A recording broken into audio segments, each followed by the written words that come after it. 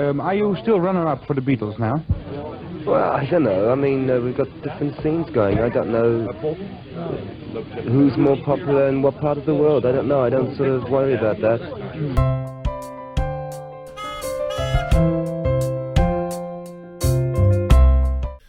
Well, welcome to Motor on Beat Beat. My name is Alan, and today I'm in Cheltenham Cemetery to find the final resting place of the leader of the Rolling Stones, Brian Jones. I forgot for a second then.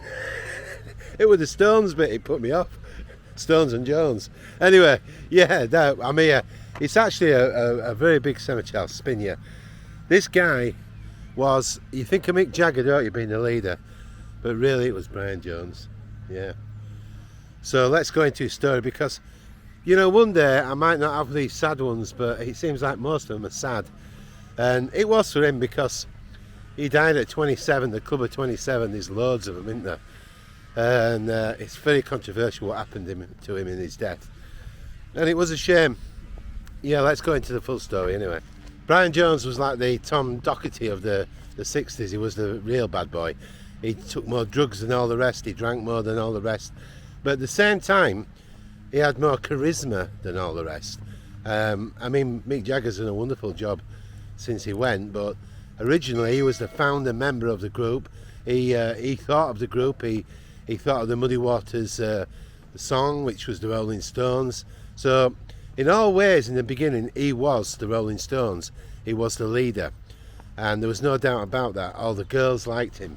I mean, you always think of the singer as being the leader, don't you? But in actual fact, he was a fantastic musician for the time. He had a lot. He was a complex character. He could be super charming, super friendly, and people who knew him that interviewed him said he was wonderful. He showed interest in them. He was an intelligent man, but at the same time, he'd had a lot of problems. His family had rejected him because he'd got 2 girls pregnant, which was in the 60s, you know, the absolute nightmare. You know, you're a real bad boy for doing that. So he'd been banished by his family.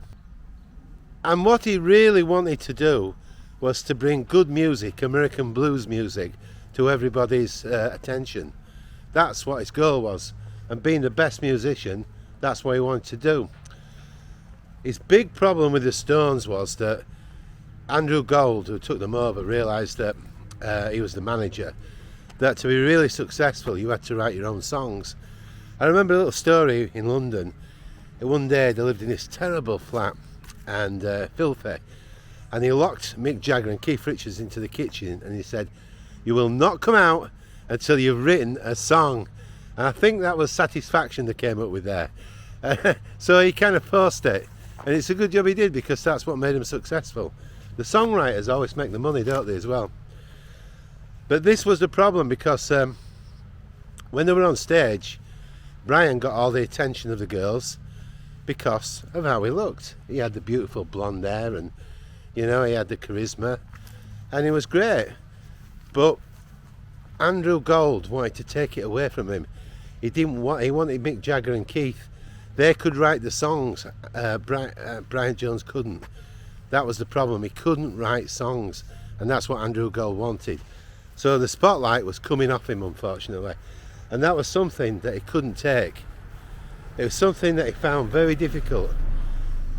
He was not shallow, he was a complex, nervous type of person, and he couldn't stand being rejected, and that's what was going to happen, and that would be his big problem.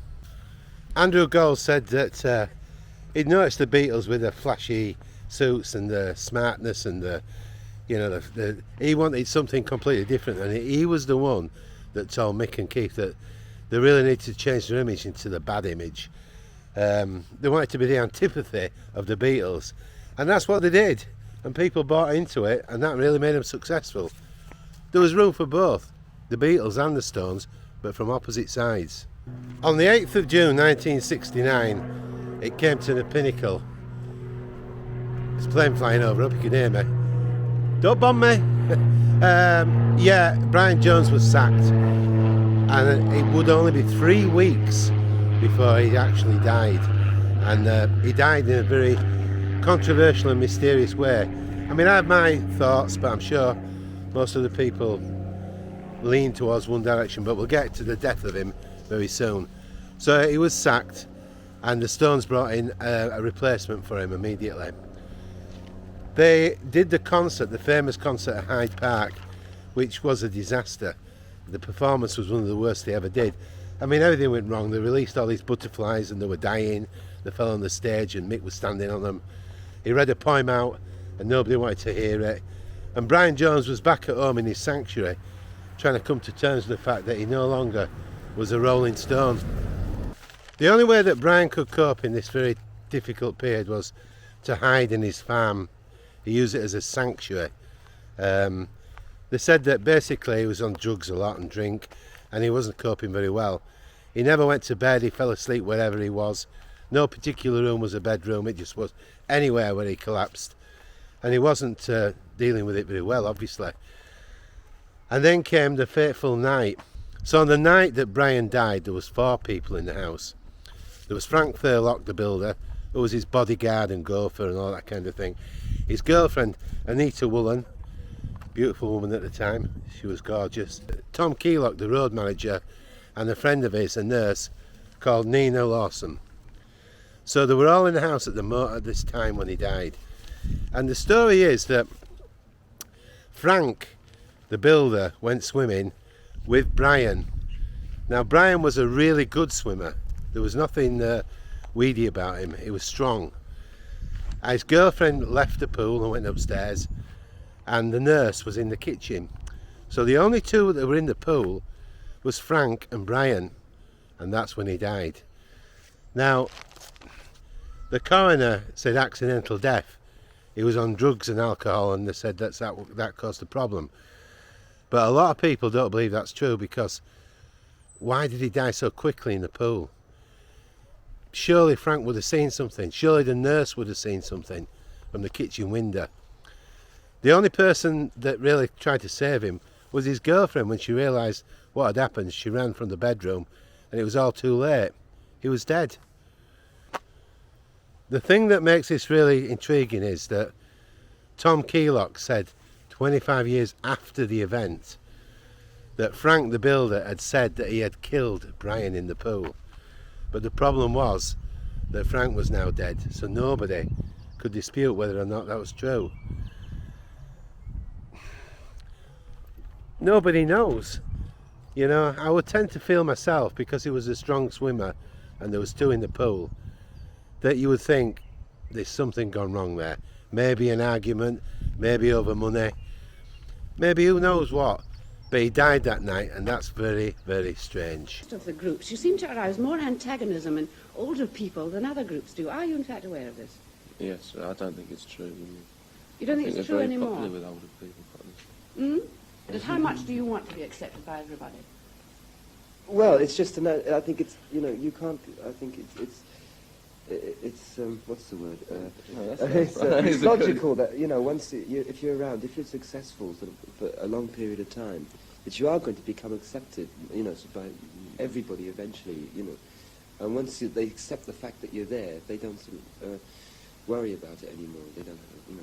Lewis Brian Hopkins Jones was born in the Park Nursing Home in Cheltenham, Gloucestershire, on Saturday the 28th of February 1942. An attack of croup at the age of 4 left Jones with asthma that lasted for the rest of his life. He had middle-class parents, Louis Blount Jones and Louisa Beatrice Jones. They were of Welsh descent. Brian had 2 sisters, Pamela and also Barbara. Jones' first child was born in 1958 to a female friend. The baby, of unknown sex, was given up for adoption, and in contrast to Jones's other children, has either not learned of their relationship with Jones or publicly identified themselves as his child. In the summer of 1959, Jones's girlfriend, a Cheltenham schoolgirl named Valerie Corbett, became pregnant. Although Jones purportedly encouraged her to have the abortion, she carried the child to the term, giving birth on the 29th of May 1960 and naming him Barry David. She soon placed the baby for adoption. The adoptive parents renamed the boy Simon. During this period, Jones had lived a bohemian lifestyle abroad, busking with his guitar on the streets for money and living off the charity of others. Jones placed an advertisement on the 2nd of May 1962 edition of the Jazz News, a Soho Club information sheet, inviting musicians to audition for a new rhythm and blues group at the Bricklayers Arms. Later, Mick Jagger also joined the band. Jagger and his childhood friend Keith Richards.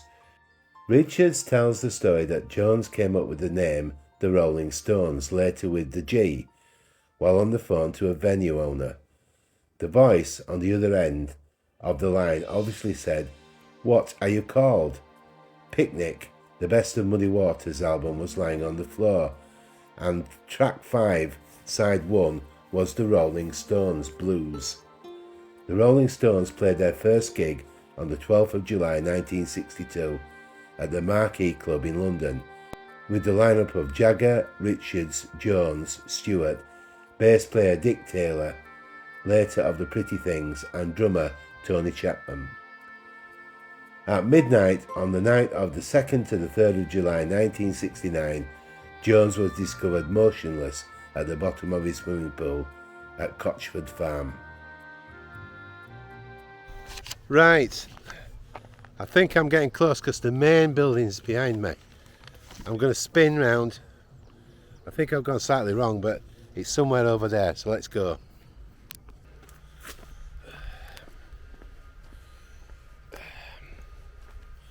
Wow, look at that. Even now, all these years later, still lots of flowers. Shows you how popular Brian Jones is. Shame the letters have faded a bit. That's great. Look, there's fresh flowers there, it's brilliant. Yeah. I mean, what is it now? It's 40, 70, 30, 55 years, isn't it? Wow. Hello, Brian.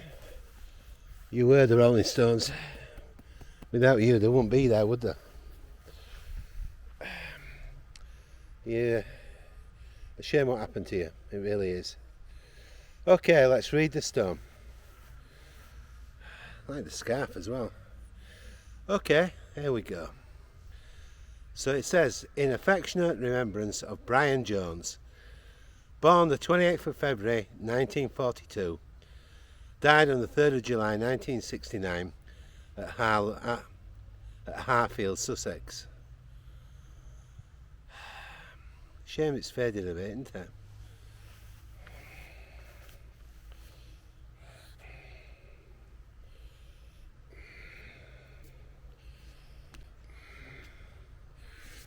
And it's a good job that I'm observant, because I've just noticed behind me there's a bench. I didn't know that. Here we go, directly opposite. It's a good bench, isn't it?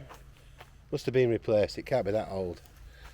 Okay, let me get in so we can see it well. There we are. Dedicated to the memory of Brian Jones, founder member of the Rolling Stones, from the members of the Golden Stone. Wow. There we are. Maybe the deer was its spirit.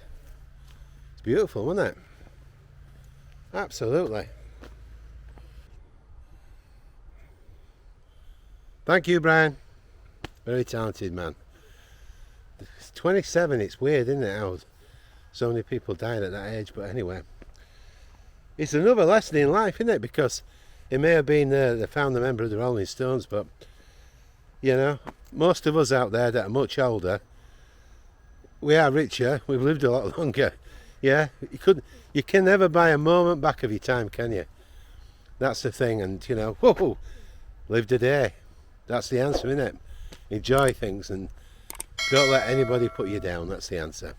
So if you enjoyed today's content, give me a thumbs up, a comment, and please subscribe if you like, if you want to, and there'll be lots more. And you know I love the comments. I read them and I reply to nearly everybody, don't I? If I miss one, it's by accident. Take care, everyone. See you all soon on Motor and Beep Beep. Bye bye from me, Alan.